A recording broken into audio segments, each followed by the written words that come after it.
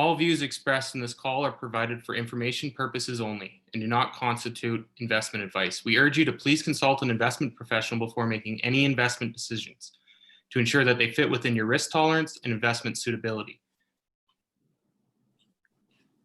For those of you joining us live and the number of you joining us on the replay, thank you for sharing your time with us today on our investment video series. My name is Jeff Hunter. I'm a portfolio manager with the Townshend, Somani and Hunter Group at Canaccord Genuity.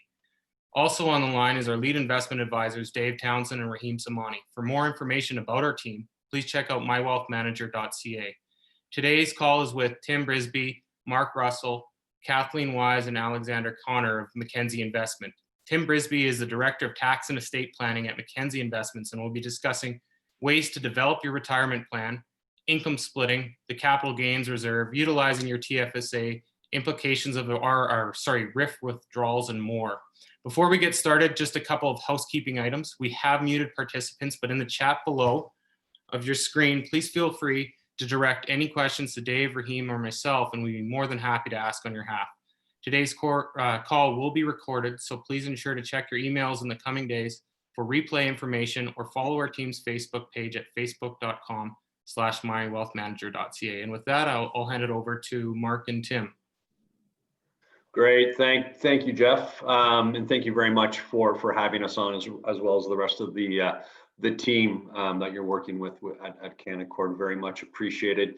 It's my pleasure to be on here and to have a conversation about retirement readiness, retirement planning ideas, strategies, income in retirement.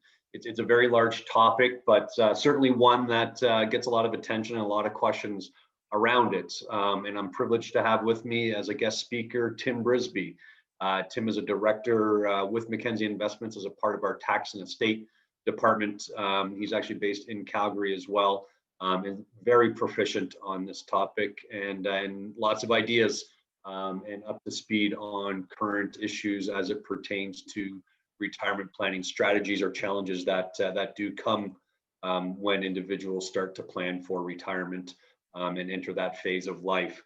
So Tim, one of the things I think we want to cover in this conversation is, some of the basics. What should we, as an individual investor, as an individual Canadian, and we're looking at retirement, maybe it's next year, maybe it's 5 years, maybe it's 20 or 30 years from now. What are some of the key things that we should be looking at doing as an individual when you're thinking about retirement readiness? Yeah, thanks, Mark, and thank you all for joining this call this afternoon. It's very, very important subject. And with respect to Mark's question, so the way we approach this would be retirement readiness, which would be, that's exact the question that Mark just asked. And then we'll go a little bit into retirement income. As far as readiness, it would be next year, in 5 years, what are the plans around, am I ready? And when these questions are asked, am I ready? I think more often than not, we focus on, do I have enough set aside? My portfolio, how is it doing? RRSPs, TFSAs, and investments, income. How do I convert non-registered accounts to an income stream, right? But as far as readiness, it would be, am I ready? I've been in this area for years or for decades. I wake up in the morning. These days, from our bedroom to our desk or our office is like 10 feet, right?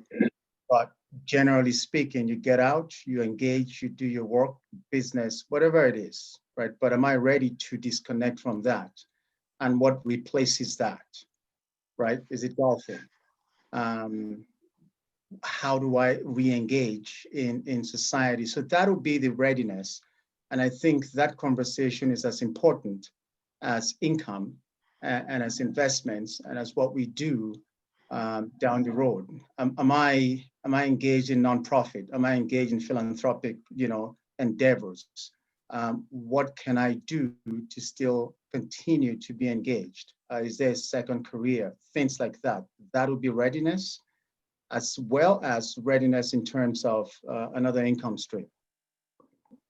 Right. Yeah, and there's lots, in having conversations with individuals, readiness encompasses, am I ready to retire? And if so, what am I going to do in retirement? What are the activities? What am I going to do? And, on top of people's minds can be, where's my paycheck come from in retirement? Right. When I shut things down and I'm not working, I'm not going in, where does that regular stream of income come from? Yeah. And I guess that's sort of a segue into sort of that income in retirement question, or a piece of that retirement readiness puzzle. And really, what are the sources of income in retirement available to individuals? So I think what we're doing right now is key, right? Jeff and Raheem and your advisors are the key persons. I would suggest very strongly in your life to ensure that you get this right. We're going through very challenging times now. At the best of times, it's challenging to figure out what I need to do to ensure that I have a new paycheck, is what we call it, right? So advisors are key in ensuring, because the advisors know what's going on as far as the markets, as far as the changes in tax laws and investment policies and things like that. So these are the folks that would help guide the decisions that you make, right, going forward. Now, with respect to the specific question that Mark just asked, is paycheck. We got paycheck right now that for many of us, I'm hoping is pretty steady, right? But upon retirement, how do we translate, the old paycheck to the new paycheck, and what are these sources of income that we're going to be talking about, right? So three broad categories. The first would be government benefits, right? OS, CPP, and it could also be employer pension or employer sponsored plans. Some that are small business owners may be involved or be members of what's called the individual pension plan, the IPP, or the RCA, retirement compensation arrangement. These are broad strokes of what the first category would be, right? The second would be the non-registered investments. And the key question becomes, how do we convert the non-registered investments into an income stream at retirement, which brings us to the third, would be your RRSPs, which if you're 71 and older, we're talking about RRIFs. That's when the law obviously provides that it must be converted, your RRSPs to RRIFs. So how do we now begin to withdraw income?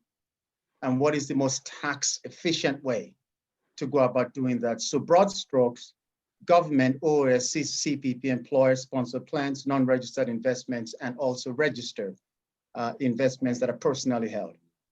Right. So those are sort of the three core buckets, if you will, of where individuals will find their new paycheck in retirement is really through some of the government programs, CPP, OAS, maybe some of their non-registered investments that they've built up over time.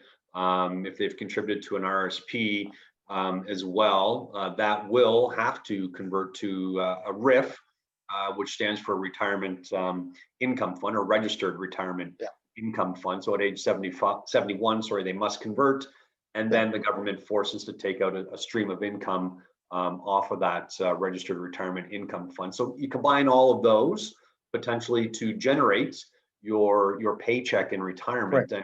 And one of the comments that you mentioned at the beginning when you were answering that question, Tim, was sort of the need to engage professional advisors. And my time in the financial services industry, which is over a couple of decades now, I would say the number one issue that I have run into over the years with individuals entering retirement is the lack of planning. is the lack of engagement with others to develop that plan, to have an idea that when they do enter retirement, what can they expect? What are the developments? Because there's changes almost every year to some level of taxation or government plan. So engaging professional advisors, such as Jeff and Raheem and David, is very important for individuals to do. And hopefully everybody that's listening on this or will be listening on this is taking heed of that, and hopefully they have engaged or are looking to engage professional advisors. So on the 3 points, so government, non-registered, and open money. On the government side, what are the CPP, OAS? I mean, people hear about them, or GIS, they hear about these things, but what are they? What are the government pension benefits available to Canadians? Yeah, we got OAS, right? And at age 65, every Canadian, is eligible to receive OAS. And in 2020, the maximum benefit is $613.53 per month. And the yearly benefit is $7,362, $7,300 per year, right? And the key thing to note with respect to OAS, a couple of things, right? And we'll get to the clawback in just a minute. But the key thing here is that it is not earnings related, as opposed to CPP that we'll talk about, right? So it's not earnings related. It's just purely based on age, and a couple other factors with respect to residency in Canada. And you've got the maximum benefits, and at age 65 or older. And there are a couple things that one needs to be aware of. So it begins at age 65, but sometimes you can delay applying for and receiving your OAS. The other one, which is the Canada Pension Plan. For those in Quebec, the QPP, the Quebec Pension Plan, this is earnings related, right? And eligible between 60, 65, between 65 and 70. So it runs the gamut of 60 through 70. And these specific ages tie into the maximum and the minimum, or what's called enhanced payments from the CPP. Now, the CPP is designed to replace between 25 and 33% of pre-retirement earnings. That's what it's designed to do. And so it doesn't account for everything. Again, that's what we talk about, non-registered investment, open money, as well as registered investment. The maximum for 2020 for CPP is $1,175 per month, $14,109 yearly. So basically speaking, these are the government benefits that are available, right? Guaranteed income supplement. If your income is below a certain threshold, then that's available. OAS is available, CPP is available, and these are the key government benefits. Right, fair enough, excellent. So OAS is available to all Canadians. CPP is a contributory pension plan where investors or individuals who have worked, they've contributed to CPP. They'll then be able to pull some of that money out once they hit age 60 or older. And they must turn it on completely by age 70, I believe. Correct. And then GIS, which is sort of an income tested guaranteed investment supplements for individuals in a lower income brackets. They could be eligible for the GIS as well. Yeah. So on OAS, which is applicable to everybody, I've heard the term, you hear the word clawback, OAS clawback. What is that OAS clawback? When does that happen? Are there things that we can do to try and mitigate OAS clawback? All those type of things. So if it's money that I have access to that Ottawa's giving out, I wouldn't mind making sure I keep more of my money than, having Ottawa keep the money, if that's fair enough to say. So yeah, a little detail on OAS, Tim. I think it's fair what you suggested, Mark. And so again, we've defined the OAS And so it's available to Canadians, citizen or legal resident, right, at age 65 and older. And you must have resided in Canada at least 10 years since age 18, but may also qualify for the maximum OAS if you reside in Canada for at least 40 years after turning 18. And so we've talked about the maximum. Now, with respect to the dreaded clawback, right? So the threshold now, reductions for the OAS, it's what's called a recovery tax. That's the technical term, but we use clawback so everyone can appreciate and understand what we're talking about. And so reduction, the clawback, the recovery tax begins at net income of $75,910. So let's say $75,000. If your income is at 75 and below, there is no concern with respect to recovery tax or clawback. The pension, the OAS pension, is fully eliminated at $123,000. So between 75 and 123, there is the clawback, the incremental clawback, if you will. Now, the recovery tax, the clawback is 15%, right? So it's 15% off the amount that exceeds the net income that exceeds this threshold that we're talking about. So I'll give you an example. Yeah, please. Yes, let's assume that one of you listening today, age 70, you retired, and you're living comfortably on an income of $65,000. But then we hope that COVID is over by next year with the vaccines coming out, right? And you want to resume traveling each year, say beginning next year. And you need an additional income of $15,000 per year. So your income currently is 65. An additional would be 15,000 brings you to $80,000, right? So the way the math works simply is $80,000, which is your new income because you are accessing $15,000. So it'll be $80,000 minus the minimum threshold at which the recovery tax kicks in, $75,910. So 80,000 minus 75,000 times 15%. So that's the percent of recovery tax. Okay. So in this case, the clawback for this particular person that we're talking about will be reduced yearly by $613 and monthly by $51. Right. So we've reduced from 613 to 562, and that would be the difference, right? So just because I'm, as you know, Tim, I'm pretty slow.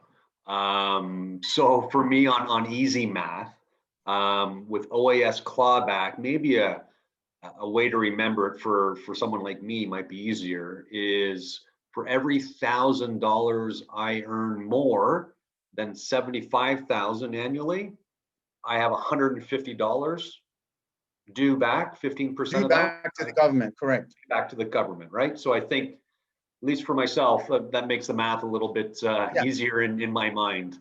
But also another reason why we want to engage advisors and professional accountants potentially to help us with those and plan out strategies to help mitigate the potential for OAS clawback. So no, I think that was good to have that that example provided. Thank you very much for that.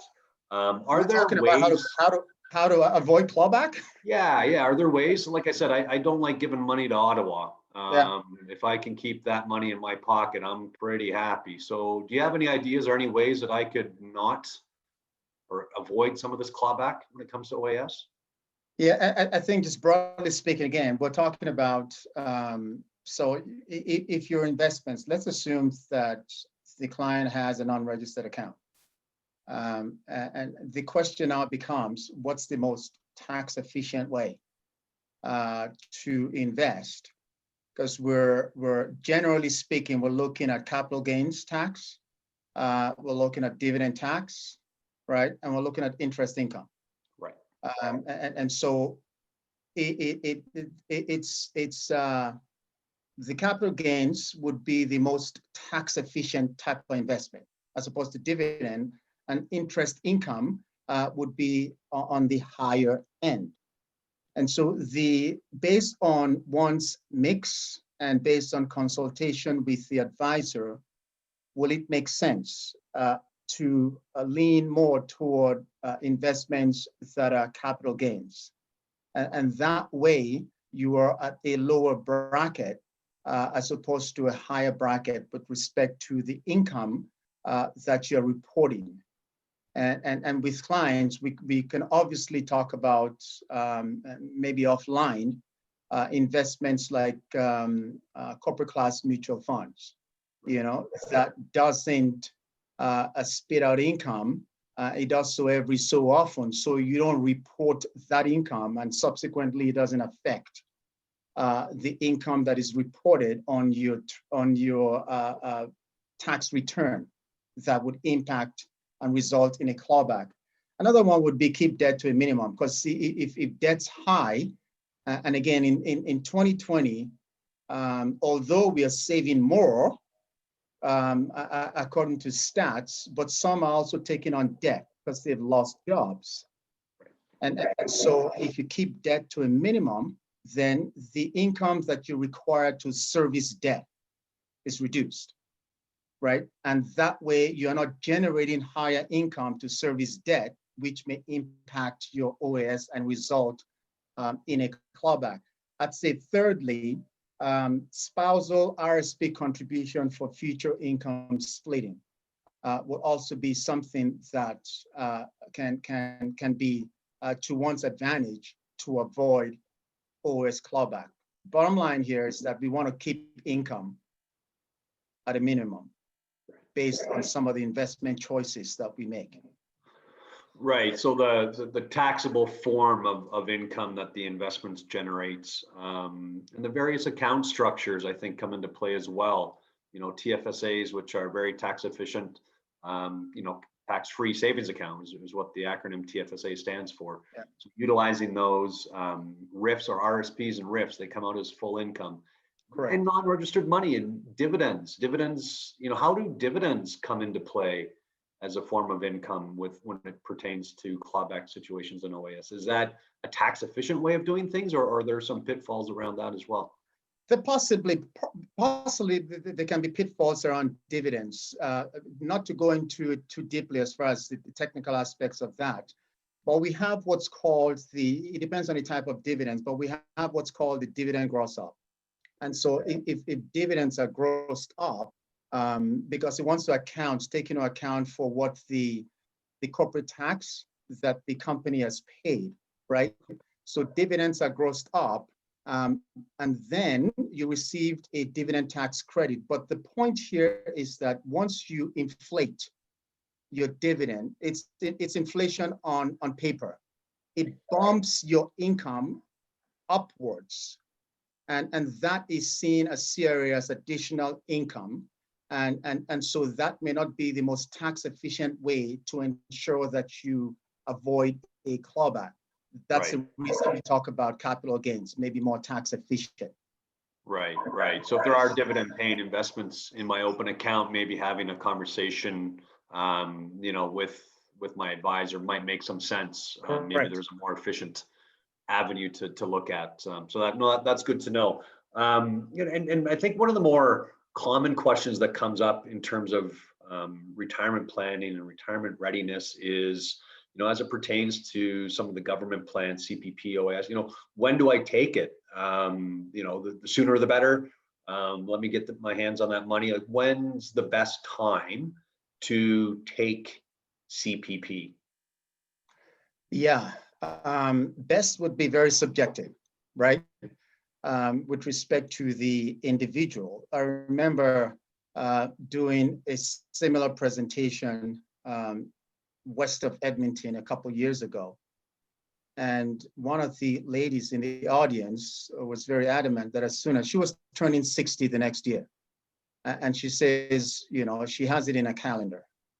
As soon as it is possible to apply, she was going to apply. But these are her words. She didn't trust the system.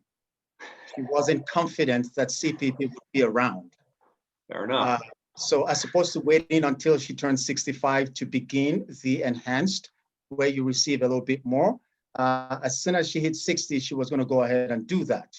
And that is a question of, am I confident? Do I have a measure of comfort, right, in the system? And that's very subjective, but you allow for people to make those decisions as it fits their particular circumstance.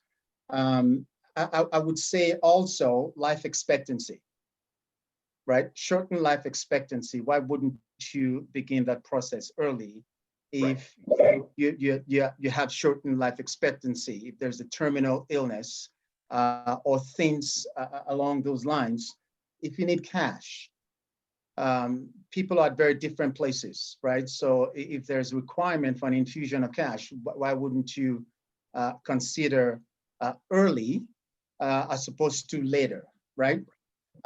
Impact on income sensitive benefits. We just talked about the OAS. If if you trigger the CPP, and if this combined with other sources of income will bump you to recovery tax territory, then you may want to reconsider.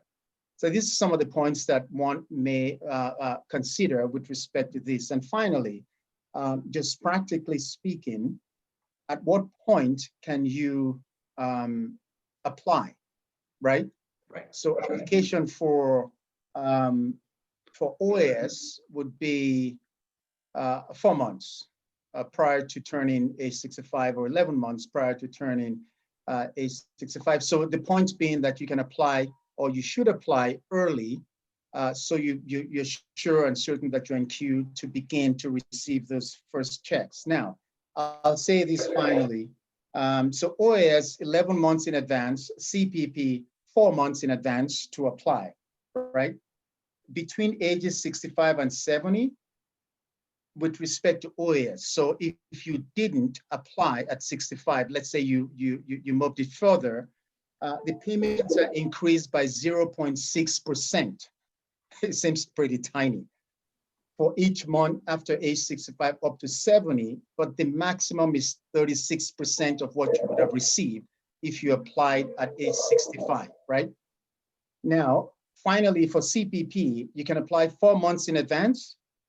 Between ages 60 and 64, the payments are reduced because the optimal age is 65. So the payments are reduced by 0.6% for each month prior to age 65, and to a maximum of 36%. Here's where you get the maximum. 65 to 70, it is increased by 0.6% to a maximum of 42%. But again, like I said, shortened life expectancy, lack of trust in the system for some may bring you to a place where you apply early as age 60. Right. Yeah. And again, Tim, I appreciate that. That's great info. It's a lot of perspective, and I think you're reemphasizing the fact that it's individual.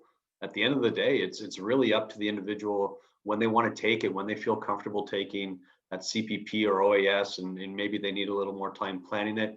But it's retirement planning is an individual plan, or a spousal type of plan, a situation, a household planning type of strategy, right? And on that, and I noticed in the chat, there's been a couple of questions around income splitting popping up through the chat with individuals that are on the webinar right now. What are some of the income splitting options that are available to individuals entering retirement or in retirement? I'd say one key one would be create eligible pension income, right? What's that mean? Yeah, so if you wanted to create eligible pension income, it would be the pension income. So at age 65 or older, for example. So we've got age 65 or older, and we've got under age 65. So you can create eligible pension income where you can split income, with respect to the tax credit, RRIF income, if you're 65 or older, pension income from a registered pension plan, life income fund, and also annuity payments, right? If you're under 65, the income would be pension income from a registered pension plan. And that's how you can create pension income, right? So while pension income splitting provides relief for many seniors, one of the challenges that we see that in order for pensioners under age 65 to qualify, for the income must originate from a registered pension plan. So now the rules allow for up to 50% of the types of pension income that we've talked about, eligible pension income, to be split to the pensioners or with the pensioner's spouse or common law partners, right? The rules are tied to the existing rules that govern the pension income tax credit. And so when you file your return, each spouse would sign. It's a form called a T1032 to agree to splitting the pension income. That way, the higher earning spouse can move some to the lower earning spouse. Now, I'll say this finally. The pension income splitting here is not cash sharing.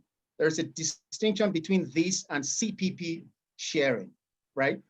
This is a device for transferring income from one spouse to the other for tax purposes. So it's a paper transfer effectively.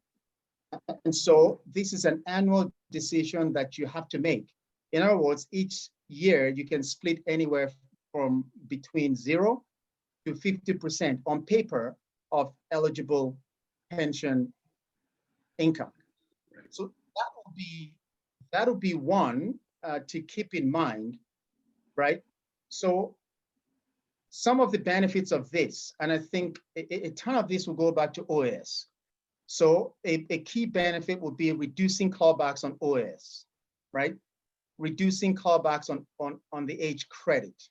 And you can double up access to the pension income tax credit. That's one key way with respect to income splitting as regards pension.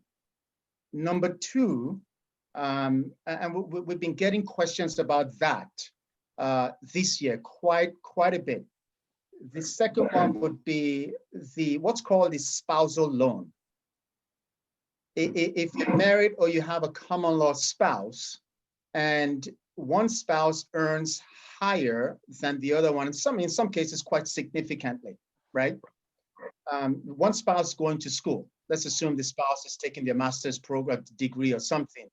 They're not quite earning, but their spouse is earning a high income and they're at the top tax bracket.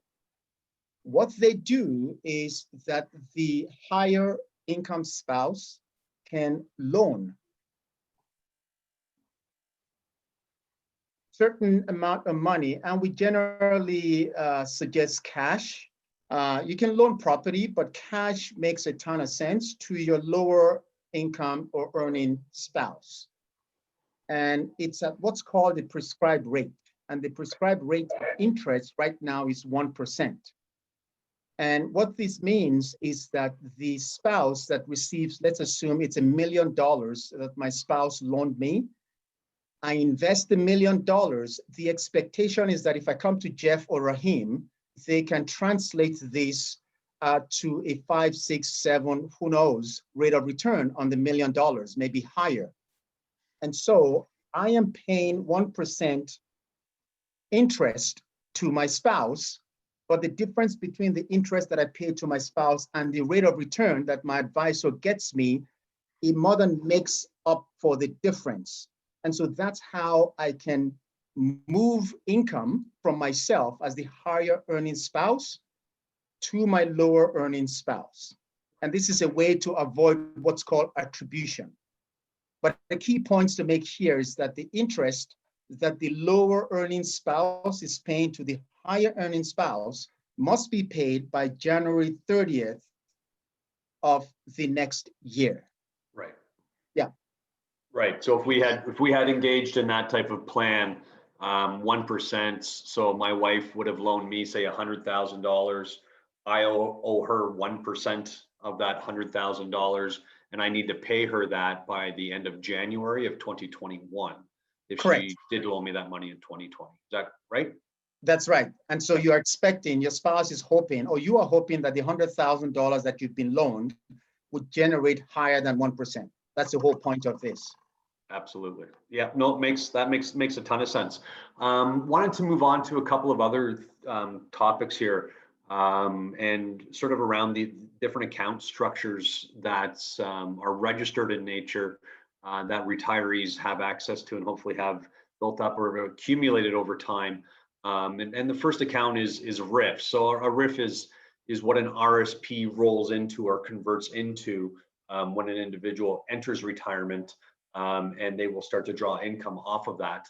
And that must be completed by the age of 71. They must convert their RRSP to a RRIF at or before the age of 71. But when it comes to RRIFs, is there anything new that's come up on RRIFs or relatively new regarding RRIF minimums and maybe even beneficiary designations? Just like an RRSP, you can name a beneficiary on a RRIF as well. So is there anything relatively new that's come about on RRIFs? Yeah, this is why conversations like this are important, and why I appreciate what Jeff and Rahim and John are doing for the clients on this call. The first one would be, obviously, I imagine would be known at this point, pretty much established, well established, which is as a result of some of the measures that the federal government initiated to help blunt some of the devastating blows as a result of COVID, right? So the minimum RRIF withdrawals has been reduced by 25% for 2020.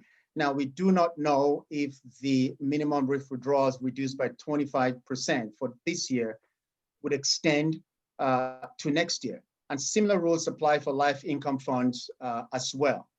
There's what's called the RRIF factor.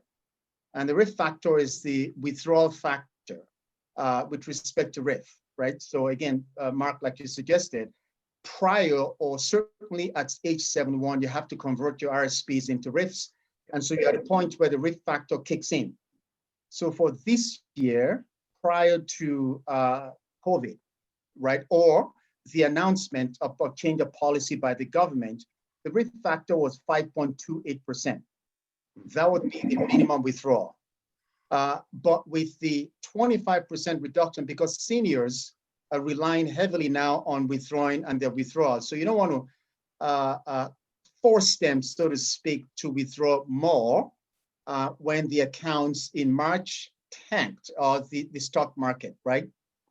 So with the 25% reduction, the minimum RRIF payment has been reduced to 3.96%. And so that's just one relatively new thing that is here. And who knows if it extends to next year. Right. So if go ahead. And as of now, we haven't heard that that's going to change. So that 25% reduction is in place still today, right? So people who have a RRIF today, whatever their minimum percentage that they need to take out, they can reduce that by 25%. That's correct? Correct. And one further thing there, the stock market has been doing relatively well the past few weeks, right? But because this RRIF factor has been changed, at age 71 is 5.28%, is now reduced to 3.96%, that's at 25%. This also helps stave off the recovery tax for OAS, because the government is now essentially helping seniors. That's what it means. Perfect. That's great. That's awesome to hear. Oh, go ahead. Yeah, no, I was converting, you know, when you're converting the RSP conversion to a RRIF and the beneficiary designation, any tidbits or any things around that individuals should be aware of? Yeah, this is key. And I've been talking about this. I recently wrote an article on advisor.ca. If folks care to go to advisor.ca, myself and my colleagues, we frequently write articles touching on these topics, right? And one of the key topics here, I'll say two things with respect to this. Number one, I assume many people are aware of this, but some are not. And I'll give you a very quick example that happened in Calgary a couple years ago. The spouses, the husband and the wife, he died. And he died after age 71. So he was over 71 when he died. His RSP had been converted to RRIF, right? And so what he did was the RSP had his spouse, his wife, as the designated beneficiary, which is fantastic. This is what he wanted. And so my assumption is that in converting the RSP to RRIF, these are two different contracts, although we're talking about just moving assets from the RSP to the RRIF, but they are separate contracts. And so once you convert, the RSP contract is over and done with, you're initiating a new contract in the RRIF. The designated beneficiary, in this case, his wife, his assumption was that it would transfer from the RSP to the RRIF.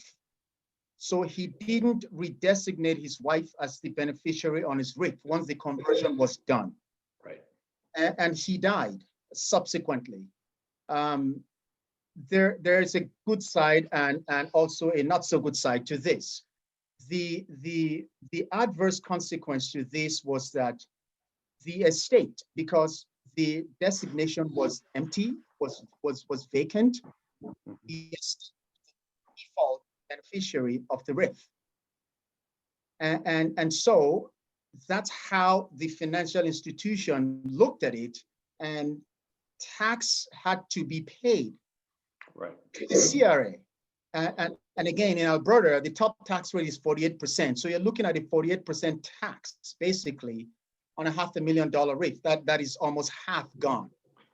Right. Now, that's the adverse side. It just so happens that this is a spouse, so there is a silver lining here, which is that the spouse and the executor of the estate, which in more cases than not are the exact same person, they can elect to transfer the RRIF from the estate to the spouse tax deferred, which she eventually did, but she had suffered through months of heartache and spending money and dealing with tax advisors to reverse the tax that was withheld and paid to the CRA.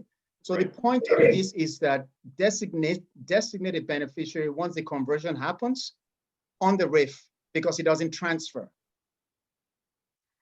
Okay, no, that's important.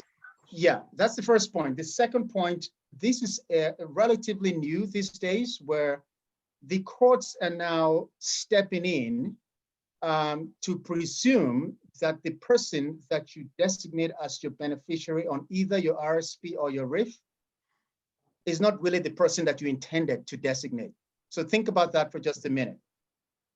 I have an RSP, and my spouse or my children are the designated beneficiaries of my RSPs. Now, with spouses, the default is generally accepted that you intended really to designate your spouse, right? Because there are also tax benefits to that. Where we see this happening more and more is with children. So there's a recent case, and this is an Ontario case, but as we know, we're a common law jurisdiction, and cases are persuasive across the country except Quebec, right? So his spouse had died, and he had two children. One lived in Alberta and the other one lived in Ontario with him. His RRIF was approximately $250,000 value. He designated, once his spouse had died, he had to redesignate a beneficiary. He had 2 sons, he designated one as the sole beneficiary of the RRIF for reasons best known to him. When he died, the son that lived in Alberta challenged and filed a claim against the estate. And the courts ultimately said that the RRIF should be split 2 ways, between the child that was the sole beneficiary and this other child that filed a claim against that beneficiary designation 100% to his brother. Because the brother, who was the sole beneficiary, couldn't prove that dad really meant to have him as the sole designated beneficiary of the RRSP. So finally, what we encourage clients to do, once you designate someone that is not your spouse as the sole beneficiary or even joint beneficiary, I would encourage you to have a note, either with the advisor attached to the contract document saying, I was of sound mind, I know what I'm doing, and my intent was really to designate that one person in the event that this is challenged. Right. No, that's a good point, and underscores the importance of planning again, and engaging professional individuals to make sure that that's more of an estate conversation, but certainly one you want to engage in with retirement planning as well. And a couple of quick ones here. I want to be cognizant of everybody's time, but it seems to be flying by here. Wondering if you could touch on TFSAs. I think that's an important thing, and specifically on TFSAs, tax-free savings account. Correct. I mean, they're modestly new. I mean, maybe a decade or so they've been around. But on that specific account structure, any issues there on beneficiary designations, or if I happen to pass away, is there something I should be aware of there on how do I transfer that to my spouse or not, to maybe to my kids? Now, so we're talking spouse now. Let's say spouse or common law partners, right? Yep. Which under the law are treated equally for purposes of this and many other things, of course. The point here that I would make with respect to TFSA at death. So let's just, because we're taking time into account here.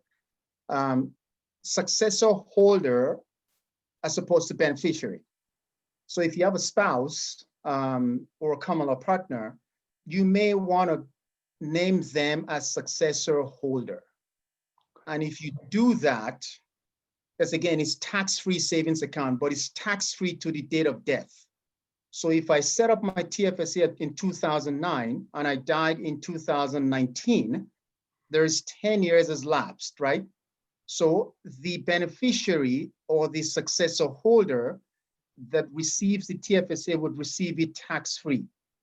Now, if your spouse is just a beneficiary and not a successor holder receives everything even past death. Let's assume you passed away in 2019 and the distribution is in 2020, a year has lapsed and there's been subsequent growth in the TFSA from 100,000 to 110, for example. The entirety of the 110 goes to the successor holder tax-free, right? There's what's called an exempt contribution. They do not require contribution room to move it into their own TFSA. If your spouse is just named as beneficiary, the challenge here is that they receive up until date of death in 2019, tax-free, but it is a challenge now. They have to pay tax on any growth between 2019 and the distribution in 2020. So we want to be careful how we name, how we designate the beneficiary, successor holder, as opposed to just a regular beneficiary. That would be one key point that I would speak to just for the sake of time. Yeah, absolutely. And then last but not least, and we'll wrap it up after this. And a reminder to the individuals that are listening in, thank you very much for your time, continued time. I do have another question for Tim, so hold on. But please feel free to enter questions in that chat function. There's an icon right near the bottom of the screen. called chat. And if you want, you could click on that and enter any questions that you may have. And the team, and between ourselves and the team, we will get an answer for you on the questions that you post on that chat. So with that, Tim, some of the things that we don't think about necessarily all the time, but we probably should, especially when it comes to retirement planning, and even before that, has to do with documentations for end of life planning. What type of documentation should we have and have in place? I guess all the time, but I guess it comes up a lot around retirement planning strategies. What sort of end of life documentation should we be considering to make sure we have? Certainly around retirement planning, age or time or timing, and certainly we've seen more and more in this year of COVID, where for some life expectancy is shortened. And so people may end up scrambling to put their affairs in order. But key thing here is capacity, mental capacity. So we want to ensure that while we're capable of doing certain things, we want to have all these documents set up so we can have a seamless, tax-efficient transition of wealth and other things to our beneficiaries, spouses, children. The key one would be your will. Irrespective of the station in life or the age, if one is an adult, then I encourage you to have a will drafted and executed. If you already have a will, I encourage you to review the will, because things may have shifted or changed in your personal circumstance, or life, and you want to have this reviewed by your estate lawyer. Alberta accepts what's called a holographic will, a holograph will, which is a will that is handwritten and is signed, doesn't require witnesses, dated and signed. This would be a last resort. So I encourage those that are here to have a formal will that requires 2 witnesses and have an estate lawyer draft that for you. The second document is your enduring power of attorney. So the will takes effect upon death. The enduring power of attorney takes effect if you were to lose capacity, generally speaking, right? And you can indicate in the enduring power of attorney whether or not, when you'd like it to take effect. For most, it would be if a doctor determines that I've lost capacity, then my attorney begins to look after my property and my assets. The final document is the personal directive.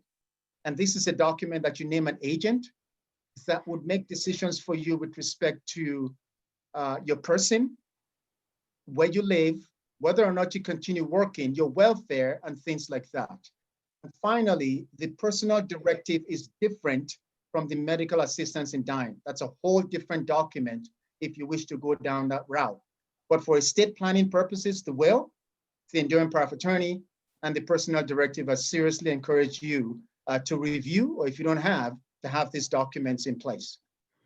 That's fantastic. And for those, any of those individuals that are currently listening or will be listening, if you do have property or other things in other jurisdictions, maybe down in the States, those documents are likely encouraged to have down there, have them prepared down there, and to have them related to your Alberta will and power of attorney and documents, so that there's not any confusion when that time does come. So with that, I want to thank you very much, Tim, for your engagement. I'm going to hand things back over to Mr. Hunter, and I'm sure he will take it from there to wrap things up.